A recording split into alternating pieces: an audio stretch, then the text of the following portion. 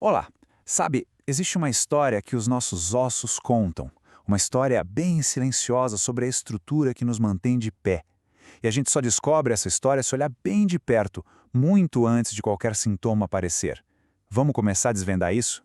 Pensa só na estrutura que sustenta nosso corpo. A coluna, o quadril, todos os ossos que permitem cada movimento que a gente faz. Agora imagina que essa base toda, sem dar nenhum aviso, nenhum sinal, estivesse perdendo força, se tornando frágil. É uma condição que se instala no mais completo silêncio. Olha, a diferença é gritante, né? De um lado, a gente vê um osso saudável, com uma estrutura interna toda compacta, parecendo uma viga de sustentação. Do outro lado, essa mesma estrutura está toda porosa, cheia de buracos, claramente enfraquecida. Essa perda de massa óssea que cria uma vulnerabilidade que a gente não vê. Pois é, o nome dessa condição é osteoporose. Ela é definida como uma doença que afeta o esqueleto inteiro, que causa uma diminuição da massa óssea e piora a qualidade da sua estrutura interna. Traduzindo, os ossos ficam mais fracos, e isso aumenta e muito o risco de uma fratura. E aqui está o pulo do gato. O perigo de verdade não é a perda óssea em si, mas o que acontece por causa dela. Uma queda boba, um tropeção que antes não daria em nada, pode se transformar numa fratura séria de quadril, de coluna, algo que pode mudar a vida de uma pessoa para sempre. Tá, mas por que isso acontece afinal? É que o nosso corpo está sempre trabalhando. Os ossos estão em constante remodelação. O corpo tira osso velho e coloca osso novo no lugar. O problema é que, principalmente nas mulheres, depois da menopausa, a queda de um hormônio chamado estrogênio bagunça esse processo. A remoção de osso velho fica mais rápida que a criação de osso novo. A conta não fecha, e o resultado é a perda de massa óssea. Mas olha, não é um problema só das mulheres não. Homens também podem ter, assim como pessoas com certas doenças ou que usam alguns remédios, como os corticoides. Então fica a grande pergunta, né? Se a osteoporose é tão silenciosa, como é que a gente faz para descobrir esse risco? Como podemos agir antes que o estrago aconteça e uma fratura apareça? A resposta, felizmente, existe. E ela está numa tecnologia que consegue enxergar o que os nossos olhos não veem, que joga uma luz naquilo que está escondido. É aqui que entra o papel fundamental da densitometria. E a resposta é essa, a densitometria óssea. O procedimento é super simples.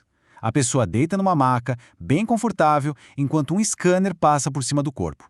É um exame rápido, não invasivo e, o melhor de tudo, completamente indolor. Falando de um jeito um pouco mais técnico, a densitometria óssea, também conhecida como exame DXA, é um teste que usa uma dose bem baixinha de raio-x para medir a quantidade de minerais nos ossos, principalmente o cálcio. Hoje, é considerado o melhor exame que existe para medir a densidade mineral óssea e ver o tamanho da perda. E a utilidade disso é gigante. O exame não só mede a densidade do osso agora, como também consegue detectar a perda óssea bem no comecinho.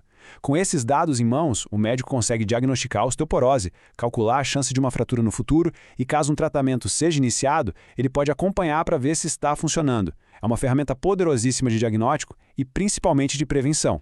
Beleza, o exame foi feito e agora chega aquele laudo cheio de números e gráficos. Mas o que aquilo tudo realmente significa?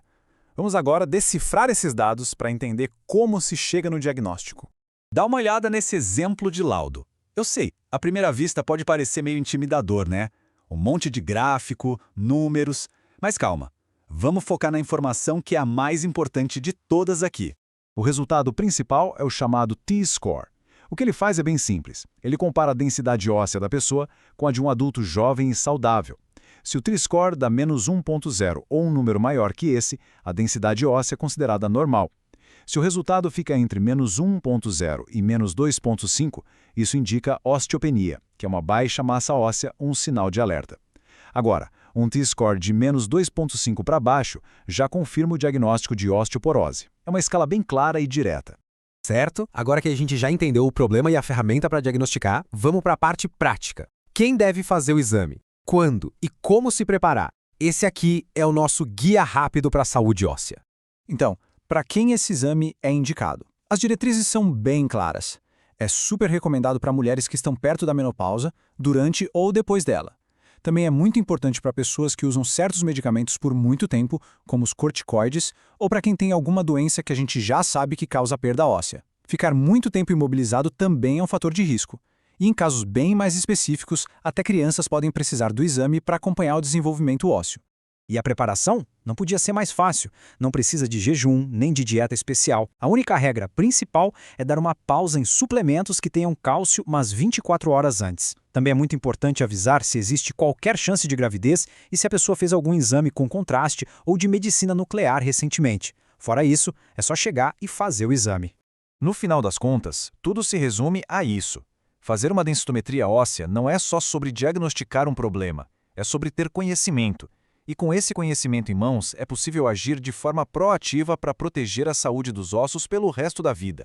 A tecnologia de hoje nos permite ver o que antes era invisível e agir antes que o silêncio seja quebrado por uma fratura. Saber como anda a saúde dos ossos é o primeiríssimo passo. A pergunta que fica é: qual vai ser o próximo? A conversa com um médico é sempre o melhor caminho. Muito obrigado pela atenção